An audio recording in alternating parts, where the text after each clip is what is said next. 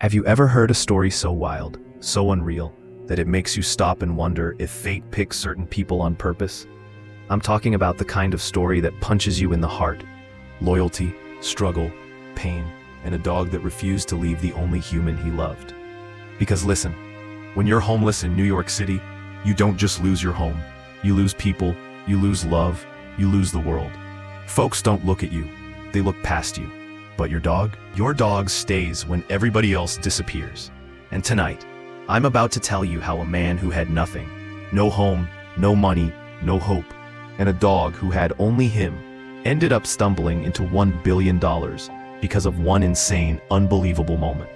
Before we get into this mind-blowing story, comment where you're watching from, and hit subscribe for more insane true-life stories like this one. Alright, let me take you to a cold sidewalk in New York City, where a homeless man named John. Johnny hadn't always been homeless. Once he had a job, a car, a life, but life hits you hard when you least expect it. A layoff, a medical bill, a landlord who doesn't care. And suddenly Johnny found himself on the street, sleeping inside a small cardboard hut under an old fire escape. The only good thing left in his life was Max, a big golden mutt with deep brown eyes that always looked like they were saying, "I'm here, buddy. I ain't going nowhere." And Johnny, he loved that dog more than anything. Every night, he and Max shared whatever food they found. Sometimes leftovers, sometimes donated meals, sometimes nothing. But that night, something crazy was about to happen. It was freezing. The kind of cold that turns your breath into smoke instantly. Johnny sat on a milk crate. Max curled up beside him, tail tapping the ground. Johnny whispered, "Sorry, boy. This is all we got today." He handed Max half a sandwich and kept the smaller half for himself. Max didn't care. He leaned in and licked Johnny's hand like he was saying, "We share everything, always." Then suddenly, Max's ears perked up.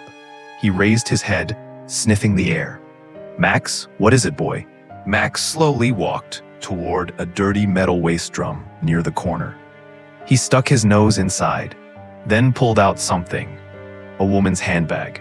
Old, dirty, beaten up. Max proudly dragged it over and dropped it in Johnny's lap. Johnny laughed. "Good boy, but we don't steal from nobody." He opened the bag to check for an ID so he could return it. Inside were old receipts, gum wrappers, broken sunglasses, and one thing that made Johnny stop breathing. He turned it over. The date was still valid. The draw was 3 days away. Johnny stared at it, confused. He had never even bought a lottery ticket in his life. But something inside him, something he hadn't felt in years, whispered, "Keep it." So he folded the ticket carefully, slid it deep into the inner pocket of his dirty jacket, and forgot about it. 3 days later, Johnny was walking downtown. Max trotted beside him, tail wagging, tongue hanging. He stopped near an electronics store. A giant TV behind the glass was showing the news. Tonight's Mega Millions jackpot is a record-breaking $1 billion.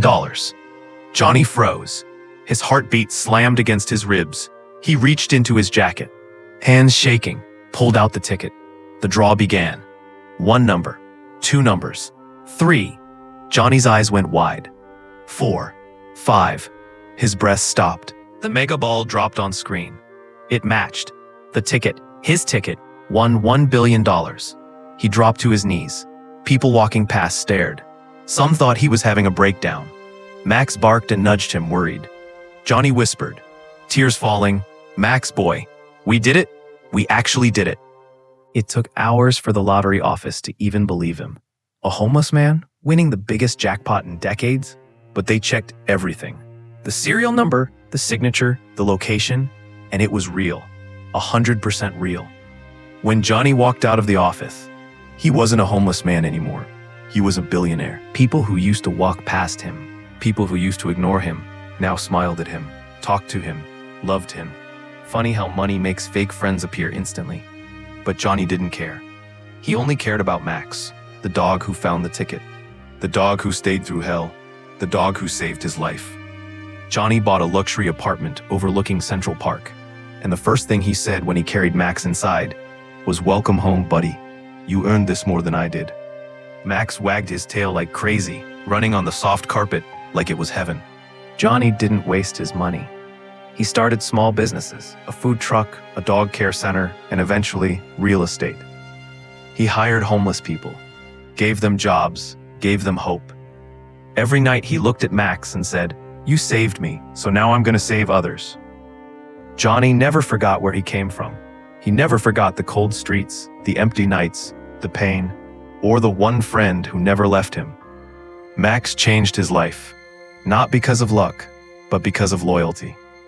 And Johnny always said, "When the world gave up on me, my dog didn't."